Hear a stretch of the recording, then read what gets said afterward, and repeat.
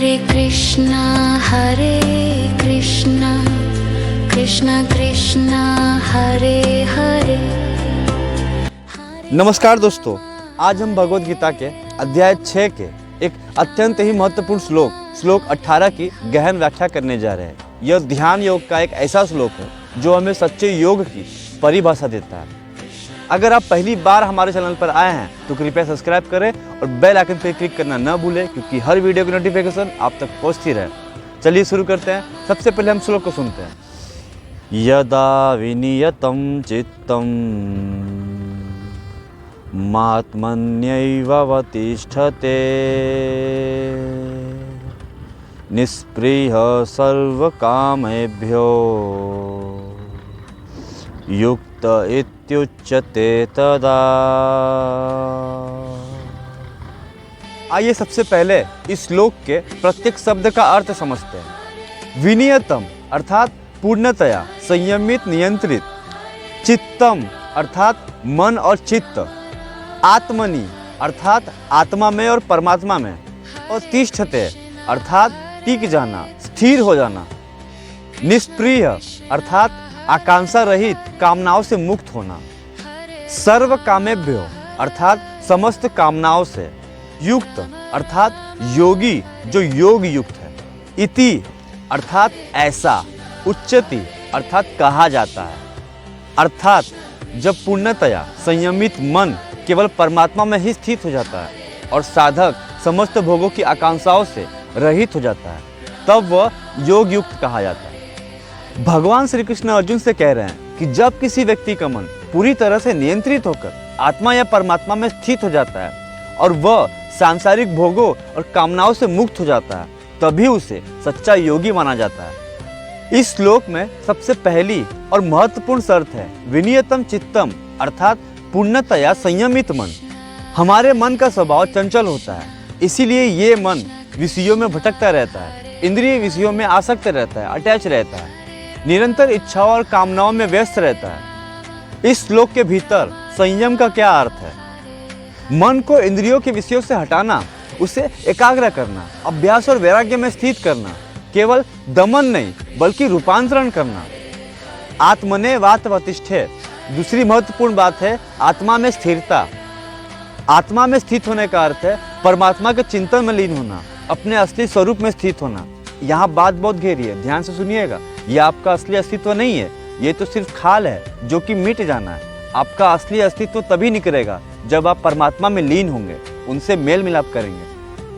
जब आप परमात्मा के चिंतन में लगे रहते हैं तब आपकी आत्मा शांति का अनुभव करती है, तब आपकी आत्मा द्वैत से अद्वैत की ओर बढ़ती है। इसे कहते हैं पहला कदम। हाँ, एव शब्द का अर्थ है केवल और ही, यह एकाग्रता को दर्शाता है। फॉर एग्जाम्पल, जैसे मन केवल आत्मा में ही लगा रहे और कहीं नहीं जाए, यह संपूर्ण घोतक है। निष्प्रिय सर्व कामेभ्य, तीसरी और सबसे महत्वपूर्ण शर्त सभी प्रकार के कामनाओं से मुक्त होना। कामनाएं अर्थात भोग की कामनाएं, फॉर एग्जाम्पल वासनाएं जो लोग करते हैं, संग्रह इच्छा, संपत्ति और यश को संग्रह करना, सांसारिक उपलब्धियों की चाह रखना, और यहाँ तक कि मोक्ष की कामना भी ना करना। निष्प्रियता का अर्थ केवल त्याग नहीं है बल्कि आंतरिक उदासीनता है। युक्त इत्युच्यते अर्थात सच्चा योगी। अंत में भगवान कहते हैं कि ऐसा व्यक्ति युक्त अर्थात सच्चा योगी कहलाता है। एक्चुअली सच्चा योगी कौन है? जो परमात्मा से जुड़ा हो, जिसका मन स्थिर हो, जो आत्मा में स्थित हो, जो कामनाओं से मुक्त हो, वही तो सच्चा योगी है। पर डे कुछ टाइम अपने आप के साथ बिताइए, आत्मचिंतन करिए, ध्यान लगाइए, साधना करिए, भगवान की चिंतन करिए। इससे क्या होगा ना, आप अपने आप को जान पाएंगे। अपने आप को जानने का मतलब अपने मन को जानना।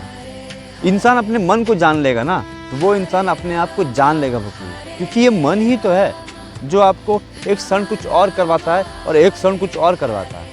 ये मन के ही कारण इंसान किसी के काबू में नहीं आता। जब वो गुस्से में होता है, जब कुछ करने का इच्छा होता है, उसका कामनाओं से वासनाओं से रहित होता है, तब वो उसके कंट्रोल में नहीं रहता, उसकी इंद्रियां उसके कंट्रोल में नहीं रहती।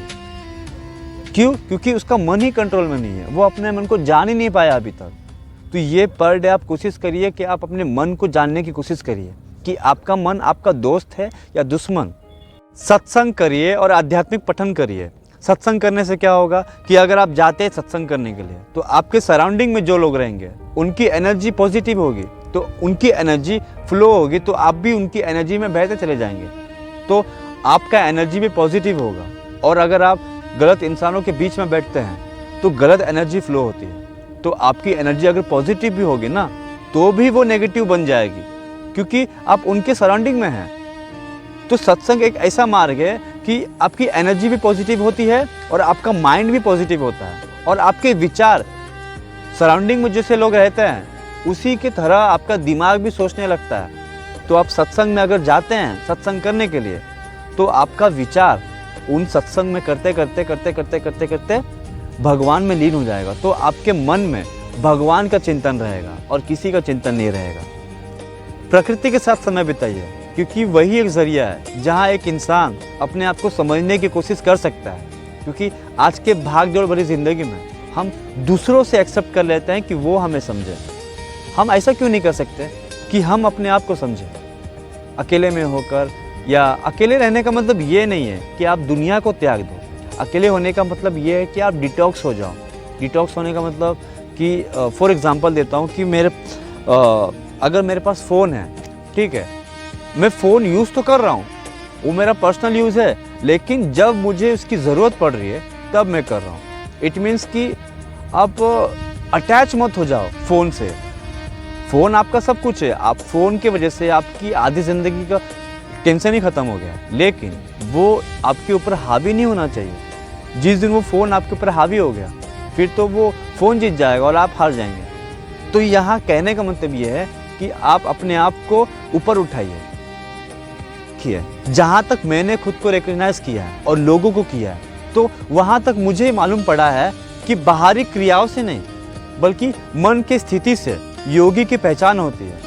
एग्जैक्टली वैसे ही आपके जीवन में कोई इंसान आता है, वो बोलता कुछ और है, करता कुछ और है। वो बोलेगा कि एक्सेट्रा एक्सेट्रा, आप समझ लीजिए अपने मन की तरह से, और करता कुछ और है। एग्जैक्टली वैसे वो योगी नहीं कहलाता, क्योंकि वो कह कुछ रहा है, उसका एक्शन कुछ और कह रहा है, उसके ज़बान कुछ और कह रहा है। तो यहाँ उसका मैं जोड़ रहा हूँ पॉइंट कि बाहरी परिस्थितियों से, बाहरी क्रियाओं से नहीं बल्कि मन की स्थिति से एक कर्म योगी कहलाता है। मैंने बहुत लोगों को देखा है कि वे योग को कुछ और समझ के बैठे हैं। वो सोचते हैं कि ऐसे पैर को फोल्ड करके, ऐसे हाथों को इस कंडीशन में रख के सांस को अंदर बाहर करना। नहीं, योग केवल शारीरिक आसन नहीं है, मन की स्थिरता ही असली योग है। आत्मा से जुड़ाव योग का सार है। देखिए, मन ही सब कुछ है। संयमित मन स्वर्ग के समान है और असंयमित मन नर्क के समान। मन के नियंत्रण से सब कुछ संभव है। जो आप चाहे सब कुछ कर सकते हैं। इस दुनिया में कोई ऐसा काम नहीं है जो आप नहीं कर सकते, सब कुछ कर सकते हैं। तो दोस्तों, ये था भगवत गीता के अध्याय 6 के श्लोक 18 का विस्तार। सो आई होप आज का वीडियो आपको पसंद आया होगा, और पसंद आया होगा तो लाइक करिए, कमेंट करिए और सब्सक्राइब करिए, और बेल आइकन पर क्लिक करना ना भूलिए, क्योंकि हर वीडियो की नोटिफिकेशन आप तक पहुंचती रहे। तो मिलते हैं नेक्स्ट वीडियो में गीता के नए श्लोक के साथ और नए मोटिवेशन के साथ। तब तक के लिए श्री राधे राधे।